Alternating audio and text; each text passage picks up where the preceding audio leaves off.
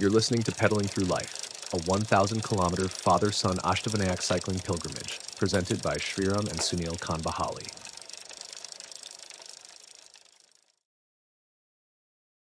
Father-son cycling pilgrimage, Ashtavanayak Yatra, Day 4.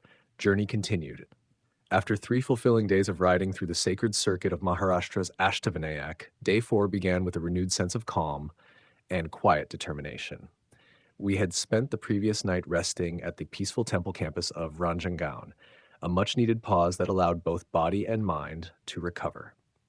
As the first rays of sunlight touched the temple spire and the gentle sound of bells echoed in the morning air, we prepared for another soulful stretch of our pilgrimage, morning light and new energy. Our destination for the day was Siddhatek.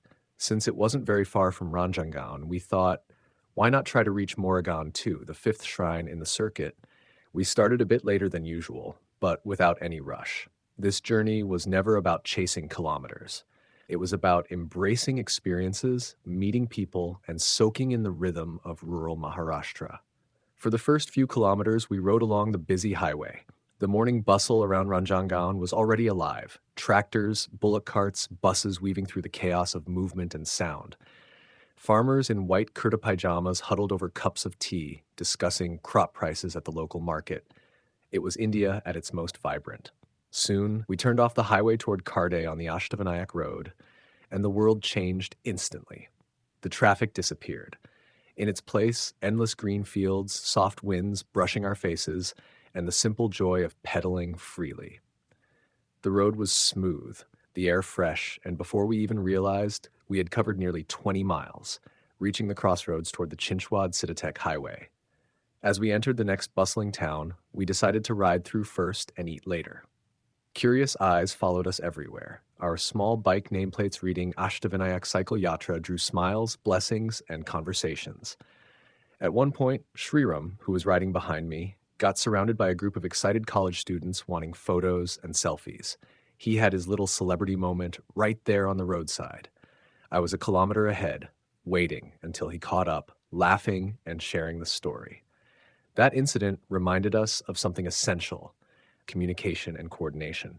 From then on, we made sure the lead cyclist always glanced back every kilometer or so to check in. Just like in life, journeys thrive on connection and care.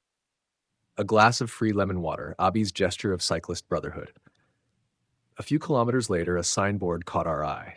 Abhi's Kitchen, with a bicycle cleverly carved into the word food. We couldn't resist. The owner, Abhi, a young MBA graduate and fellow cyclist, welcomed us warmly. He served us a delicious South Indian breakfast and, with a smile, offered lemon water for free. "It's my tradition," he said, "to offer every cyclist a glass of lemon water. I know how much it helps on long rides." Such simple kindness, it made our morning brighter. We clicked pictures, shared stories, and admired his spirit of cyclist brotherhood. Supporting the cycling community. Refreshed, we continued on the beautifully maintained road toward Daund, a lively town that felt like a blend of cultures and stories. There, a gentleman on a scooter struck up a conversation with Shriram mid-ride. Moments later, he waved us toward his shop, introducing us to his friend, another passionate cyclist, Mr. Anna Jagtap. They showed us their high-end bikes, one of which, the Triben RC100, instantly found a place on Shriram's wish list. Anna shared valuable advice: padded cycling shorts for comfort, and regular hydration, water, juice, even tea, to sustain energy. We were amazed to hear how they often covered up to 250 kilometers in a single day. Over steaming cups of tea, they shared lessons on endurance, health, and road discipline. Before we left, they gifted us water bottles and insisted we call anytime if we needed help. Their generosity reminded us again: the cycling community truly is one big family. Innocent children, reflections of God. A few miles later, we were joined by a small group of school children on bicycles. It was their holiday, and their eyes sparkled with curiosity. One boy, Krishna, rode close and invited us home for tea or lunch, saying, "Please come back here on your return journey." His innocent warmth touched us deeply. Those children, unfiltered by the digital world, reminded us of the beauty of pure, simple human connection. The holy river Bhima and Siddhivinayak's blessings. By afternoon, the majestic River Bhima appeared on the horizon, calm, wide, and divine. The sight of it filled us with awe. Sriram stopped, taking photos with our bikes beside the water, a moment of perfect peace. Siddhatek, our fourth shrine, stood gracefully on the riverbank. The temple area was alive, filled with chants, devotees, and the fragrance of incense. Despite the crowd, we managed a serene darshan of Lord Siddhivinayak. The temple trustees noticed our cycling gear and warmly invited us for prasad, a simple yet divine meal. I'd promised Sriram earlier not to eat too much before long rides, but, well, some promises are hard to keep. He smiled knowingly as I enjoyed the food a little too much. During lunch, we met Bapu Koltede and his family from Saswad, also on pilgrimage with their two young sons. They were inspired by our cycling journey and said they hoped to motivate their children to try something similar. That exchange, so spontaneous, so heartfelt, felt like another blessing.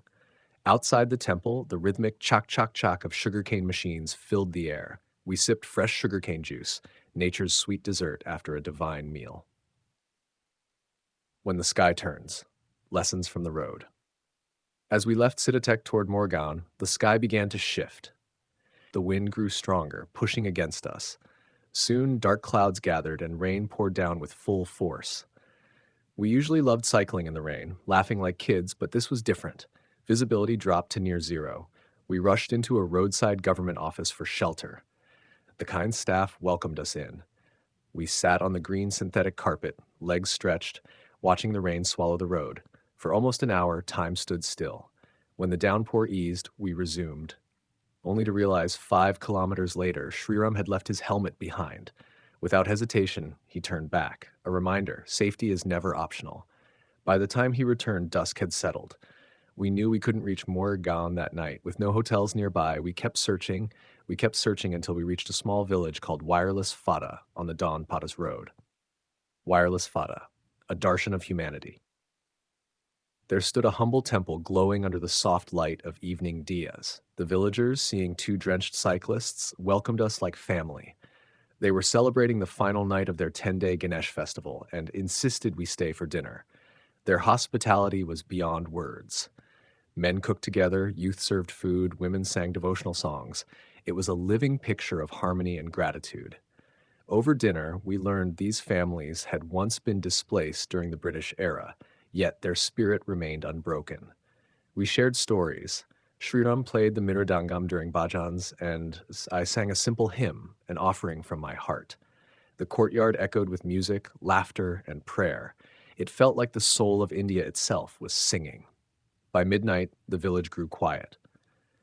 Though many invited us to sleep in their homes, we politely declined, wanting to leave early. We tied our bikes to a temple pillar and lay down on the cool floor. The soft hum of crickets and the faint fragrance of incense filled the night. As I closed my eyes, one thought echoed in my mind. Every destination is sacred, but it's the people along the way who make the journey divine. Because the real pilgrimage isn't measured by miles, but by the smiles, the questions, and the stories you collect along the road. You've been listening to Pedaling Through Life, a 1,000-kilometer father-son Ashtavinayak cycling pilgrimage presented by Sriram and Sunil Kanbahali. The journey continues. See you on the next ride.